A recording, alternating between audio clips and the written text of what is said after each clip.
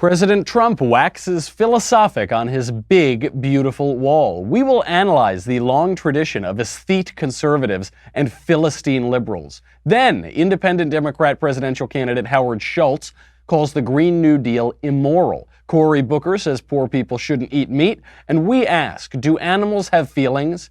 Do white teenage boys? We will ask the important questions. I'm Michael Knowles, and this is The Michael Knowles Show.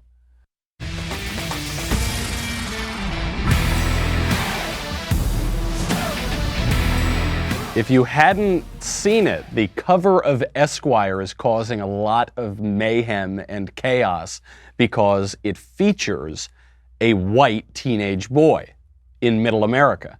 People are outraged. The usual suspects are all feigning indignation. People want him off the cover. They think it's awful to have a teenage boy on the cover. This gets to a central bias, a central condemnation of the left. We'll get to it by the end. Once we talk about whether animals have feelings, we can figure out if white teen boys do too. But first, with all the recent news about online security breaches, it is hard not to worry about where your data go. Making an online purchase or simply accessing your email could put your private information at risk. You are being tracked by social media sites, marketing companies, and your mobile and internet provider, which is why I decided to take back my privacy with ExpressVPN. ExpressVPN has easy-to-use apps that run seamlessly in the background of your computer, phone, and tablet. Turning on ExpressVPN protection takes only one click. ExpressVPN secures and anonymizes your internet browsing by encrypting your data and hiding your public IP address. Protecting yourself with ExpressVPN costs less than $7 a month. That is so much less than a cup of coffee, I don't even know what an actual comparison would be.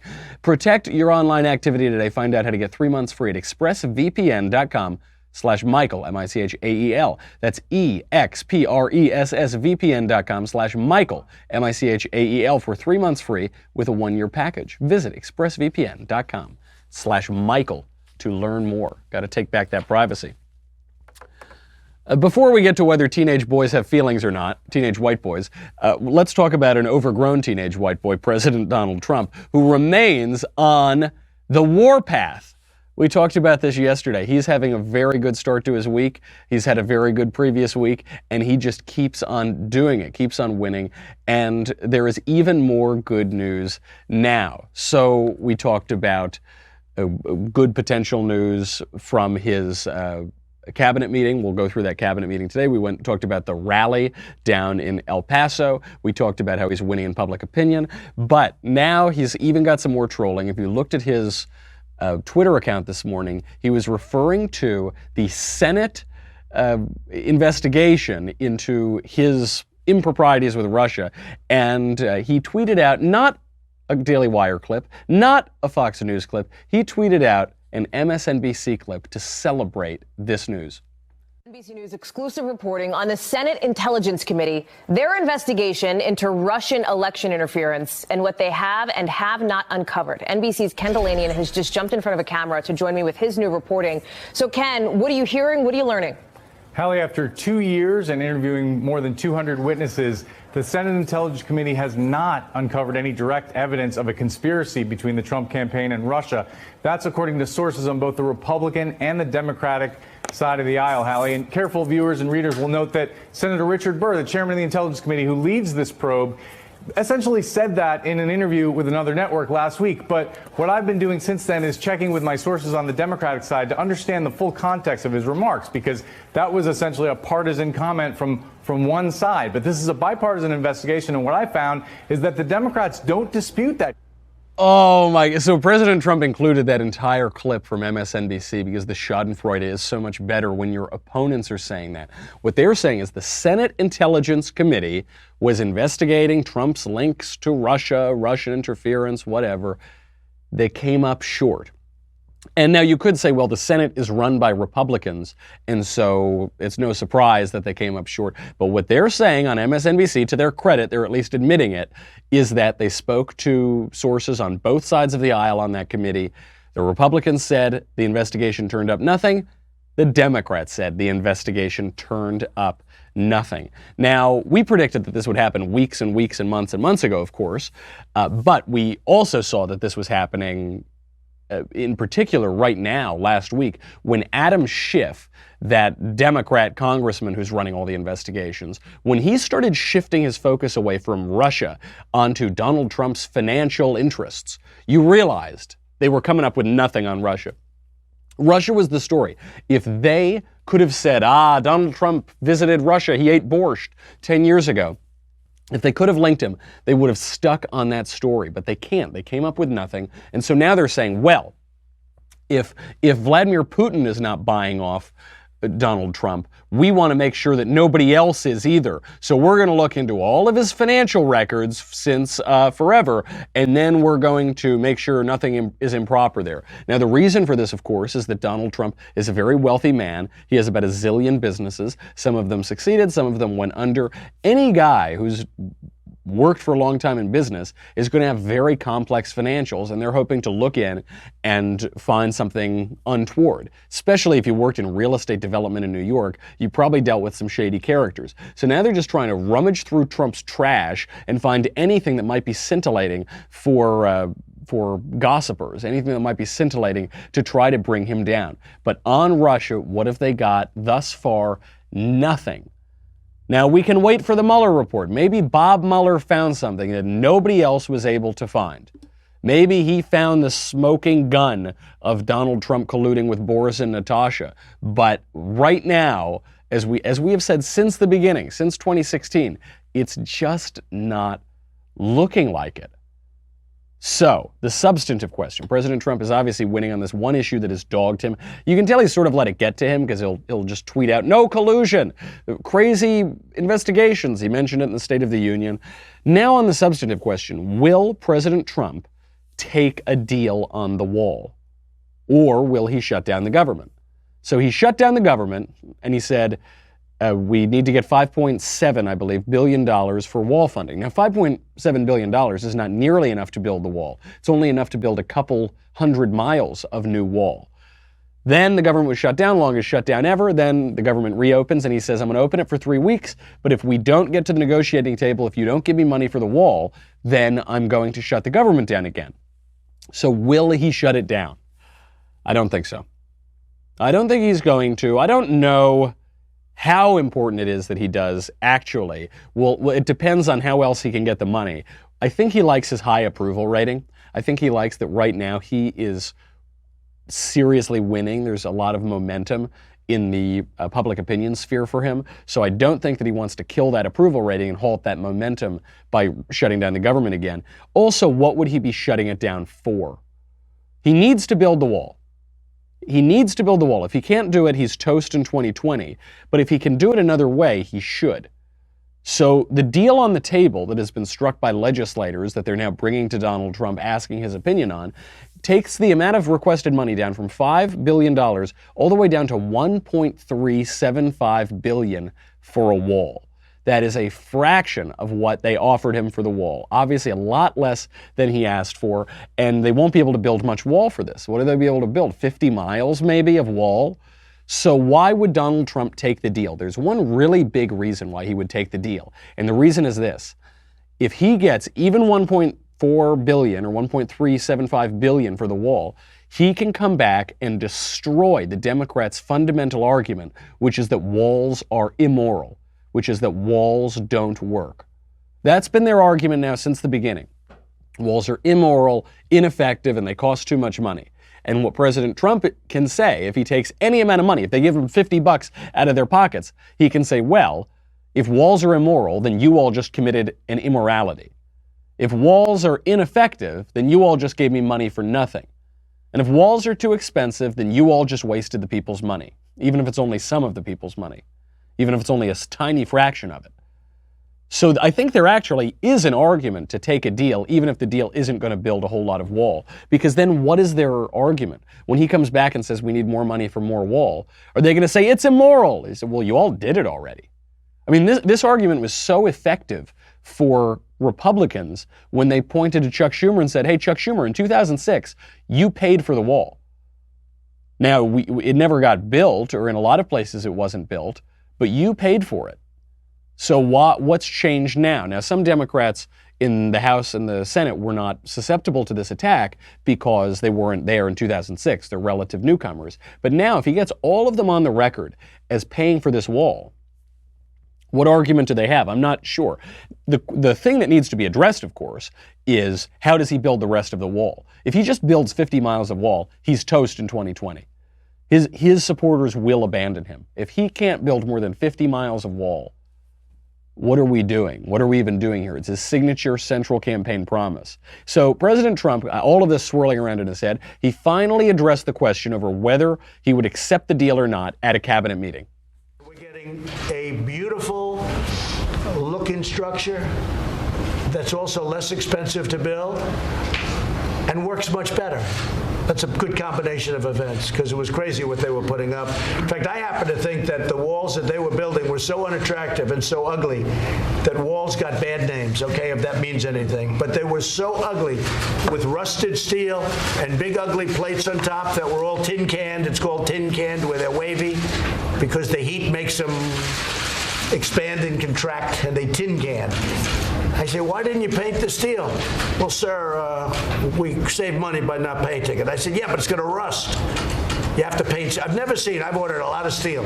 I've never seen in my whole life steel come to me that was unpainted. So he goes on like this for a little bit. You'll notice the way he's talking about the wall, he's not talking about it in utilitarian terms. He's not talking about it even as a matter of cost. He's talking about it in strictly aesthetic terms. And here, President Trump comes from a long conservative tradition. This actually shows us a significant difference between the right and the left. But first, before we get into all of that, let's make a little money, honey. When I travel, I'm always walking around a lot more than I do at home, and it can make my feet, even my whole body, ache. You might have noticed that too when you travel. And when you buy shoes, maybe you think that a high-end shoe will make your feet feel great, but the truth is the shoe is only as good as its insole. And as you get older, maybe you're getting those mystery aches and pains. I identify as about 150 years old, so I get a lot of them. Maybe you even have plantar fasciitis. Am I pronouncing that? It sounds like kind of dirty. I don't know what that word is. Or diabetes. Did you know that the right shoe insole can make a huge difference? That is why you've got to check out Protalis. Many people are unaware that knee, hip, back, or even upper body muscle tightness and other issues can stem from improper alignment. That all begins in the foot. Specifically, it's where you're just looking at the alignment of your ankle. This is true for more than 80% of people, and very few people know that. Protalis shoe insoles have impacted the footwear industry with a revolutionary innovation. Their insoles are different than any other insole on the market. They unlock our true potential with interconnectedness of the kinetic chain between the foot, ankle, knees, hips, back, spine, shoulders, and neck. Protalis insoles bridge the gap between custom orthotics and over-the-counter cushioned inserts. With over 1 million happy customers and a 97% success rate, Protalis insoles create a better connection between your ankle and the rest of your body. Protalis has over 100,000 positive reviews. They've shown to provide relief from foot, knee, hip, and back pain, including neuropathy, neuromas, many, many more. This week only, my listeners can save $30 on every pair of Protalis insoles at PROTALUS.com when entering podcast 30, the number 30 at checkout. Shipping is free if you buy 2 or more pairs. They will upgrade you to free expedited shipping. Give Protalis insoles a try. Experience the difference. More comfort, more energy, more life. They have a 90-day money-back hassle-free guarantee. You have nothing to lose except the pain. That is PROTALUS.com. Promo code podcast30. Save $30 on every pair of Protalis insoles. So President Trump is there at the cabinet meeting talking about the wall, and the way he's talking about it is in aesthetic terms. He said the walls that they built before, the fences they built before were so ugly, they gave walls themselves a bad name. He said up at the top, because the steel was poor quality and it wasn't painted, it would start to tin can, it would get waves throughout it, it would start to rust. And President Trump was outraged that it would start to rust. Good steel, you shouldn't rust, you should be able to paint it. That way that it won't rust. I love that he's speaking in these terms. These aesthetic terms, these graphic terms, show a big difference with the left. The left tends to be strictly utilitarian, and conservatives are not.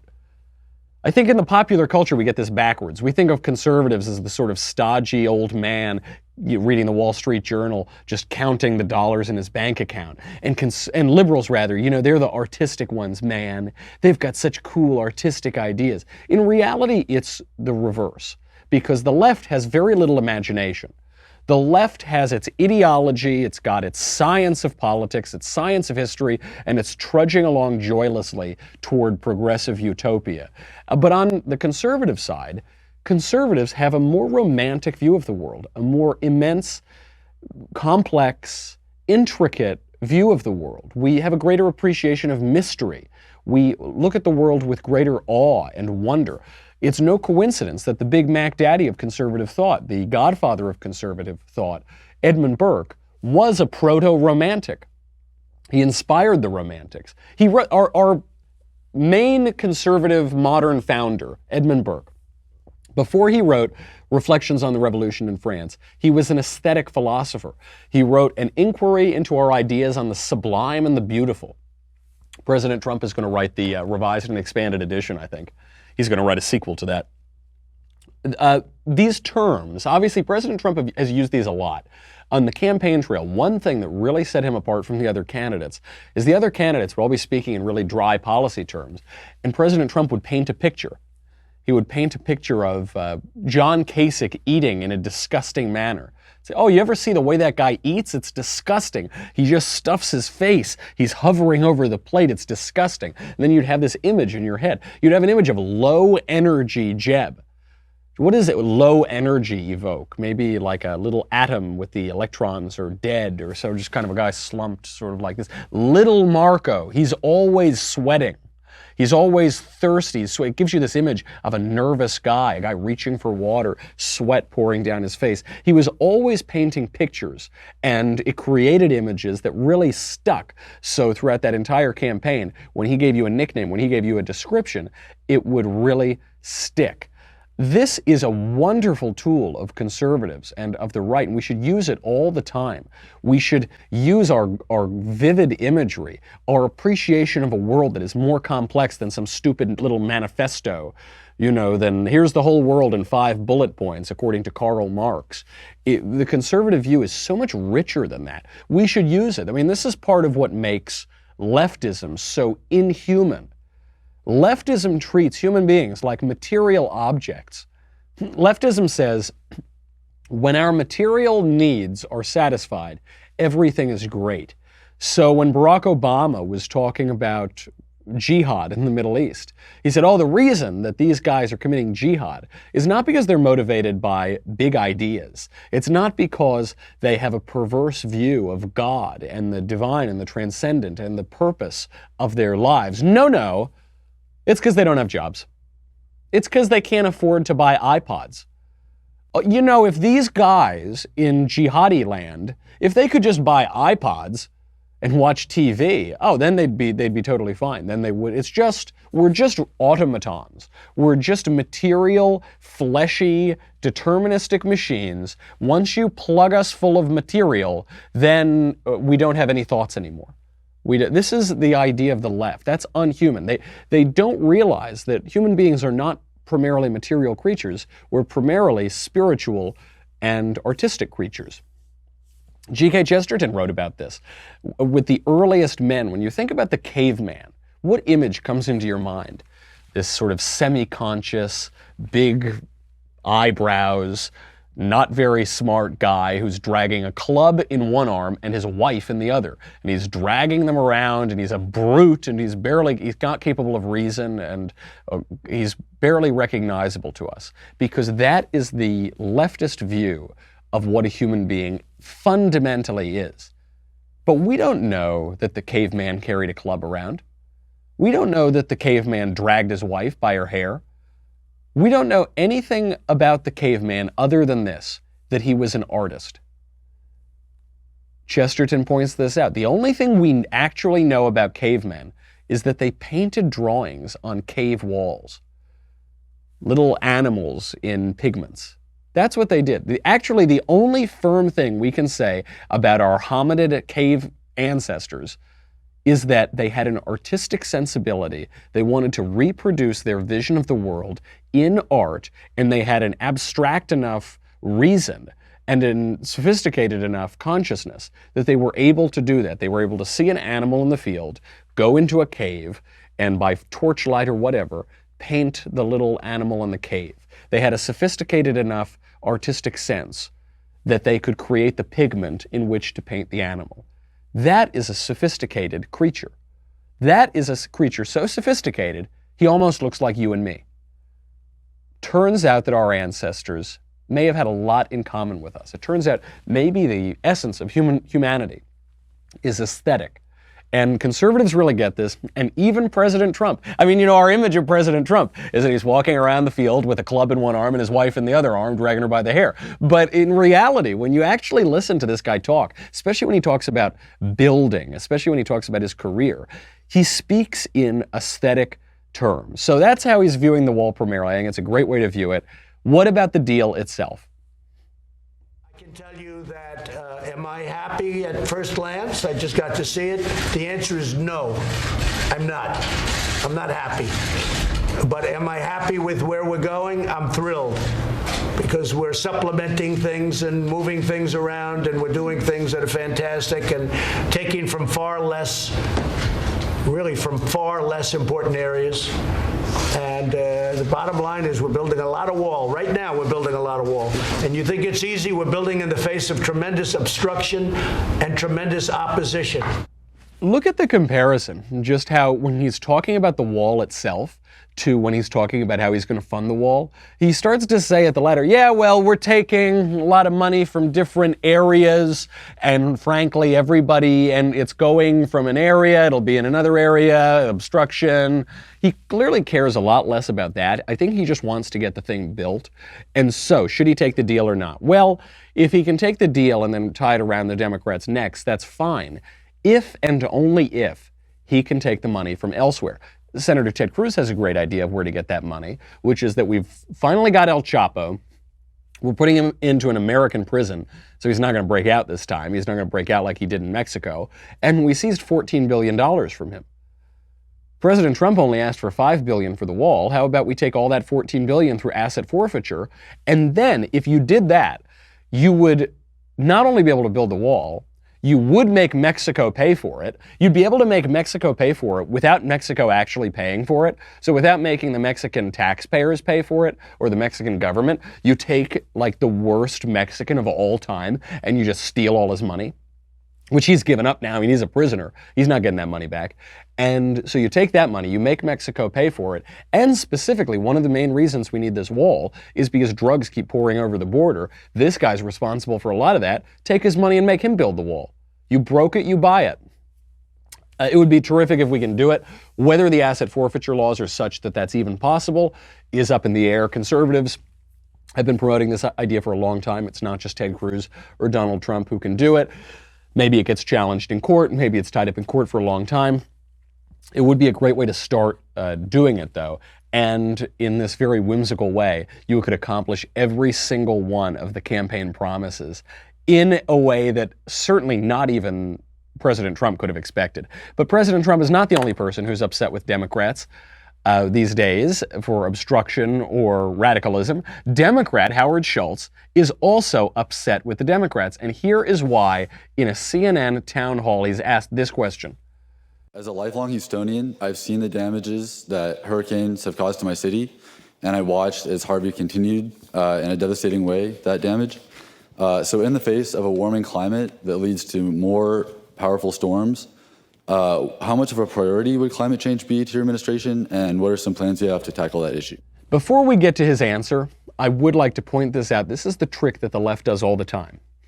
He says, as a native Houstonian, I have seen the damage that global warming has done to my community.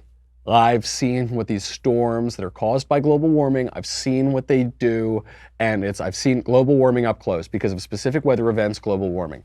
Is weather the climate or is weather not the climate? Because when Amy Klobuchar gets covered in snow and we mock her for saying global warming is happening, they say weather is not climate. And then when this kid gets up there and says There was a big storm that affected Houston, therefore that is global warming. All of the left applauds and say, yes, that specific weather event is the climate, but only that one, because it confirms our biases. Not the other specific weather events. That's not climate. What? You'd have to be an idiot to think that those specific weather events are climate. Which is it? It cannot be both. I know they want it to be. It's very convenient when it's both. Is the premise here, by the way, that before global warming, there was no such thing as hurricanes? First ever hurricane happened in 1997. It was the first ever hurricane ever recorded by human beings. We didn't even know we thought the gods were coming down. They were so angry with us because of all the rain. No, the first at 1997, right when global warming started. That was the first hurricane. No, of course, you have to pick one or the other. But for some reason, conservatives let the left get away with this. They say, well, the extreme storms. What about the extreme blizzard up in Minnesota? Is that global warming? You cannot have both ways. So Howard Schultz answers the question. When I read the Green New Deal and I try and understand what they're suggesting, I don't understand how you're going to give a job for everybody, how you're going to give free college to everybody, how you're going to create clean energy throughout the country in every building of the land, and then tally this thing up with $32 trillion on Medicare for all. That's about $40 trillion plus. We are sitting, ladies and gentlemen, with $22 trillion of debt on the balance sheet of America. So once again, not that I'm a business person or I'm an economist, and maybe an economist would disagree with me, but I think it's immoral to suggest that we can tally up 20, 30, 40, $50 trillion of debt to solve a problem that could be solved in a different way. Now, of course, he's right about this. The question is this going to help him in his strategy to run as an independent Democrat for president, or is this going to hurt him? I think it helps him. His whole strategy is that he has to split the Democrats. He's got to split the reasonable Democrats away from the insane, radical, intersectional leftists. And then he's got to siphon some votes off of Donald Trump. And then he becomes president. Now, is this a likely strategy? Is he likely to become president? No. But anything could happen. Look, never say never when it comes to Donald Trump, as they say. So I suppose there's a world in which it does happen. Plus, events change everything. So if Donald Trump goes spiraling down for some reason, he actually has a pretty good chance of doing it. I don't think that Howard Schultz is running an intentionally futile campaign. I don't think he's running just to show the strength of possible third parties. I don't think that at all. I think Howard Schultz is running to win. He knows that the odds are stacked against him, but he's going to put himself in a place where if something goes wrong, he could theoretically become president. Now, there is an appetite out there for less crazy Democrats. There genuinely is. What Ocasio-Cortez and the Green New Deal people try to insist is that the American people broadly love the Green New Deal. That's what they said. They said over 80% of Democrats and over 60% of Republicans support the Green New Deal. And what those statistics are based on is a survey from Yale's Center for Climate Change Communication. And it's a totally bogus survey which polled people who did not know what the Green New Deal is, have never heard of the Green New Deal, and when it asked them about it, basically just said, hey, the Green New Deal is really great, and it's going to be really, really great. And its supporters say it's really, really great. Do you support it? And then they were shocked to find out that most people supported that really great thing. But when people actually learn about what the Green New Deal is, 88% of American energy destroyed, costs $40 trillion that they're going to pay for by printing money out of thin air, right out of the Federal Reserve, that it's going to outlaw automobiles, it's going to outlaw planes, it's going to outlaw your house, it's going to take away your doctor and your medical care, it's going to take away unemployment insurance, it's going to force people onto a backstop government job. When people find out about that, the popularity of the Green New Deal plummets to nothing. So there is certainly an appetite out there for a less crazy Democrat. Howard Schultz is filling that. He's not a Republican. Some people are trying to present him as this conservative guy. He's not at all. He really is a lifelong Democrat. But there's an appetite out there for less insane Democrats. Same thing on abortion.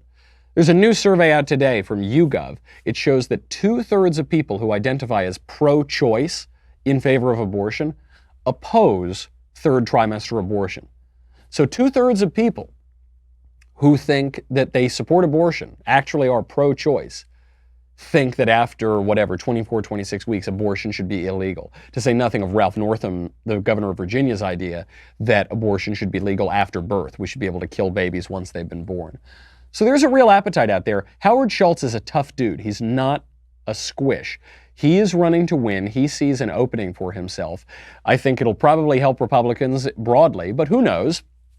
And if he is able to bring the Democrats back to some modicum of sanity, that would be a great service to the nation. But a guy who is a squish is Cory Booker. Cory Booker is telling everybody not to eat meat, especially poor people. We will get to the Democrats all trying to outwoke one another. Then we will ask, do animals have feelings?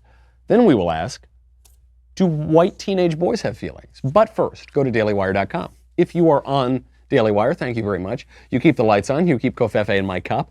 If you're not, go over. It's $10 a month, $100 for an annual membership. You get me, you get the Andrew Klavan Show, you get the Ben Shapiro Show, you get to ask questions in the mailbag, you get the Matt Walsh Show. Mailbag's coming up tomorrow, get your questions in.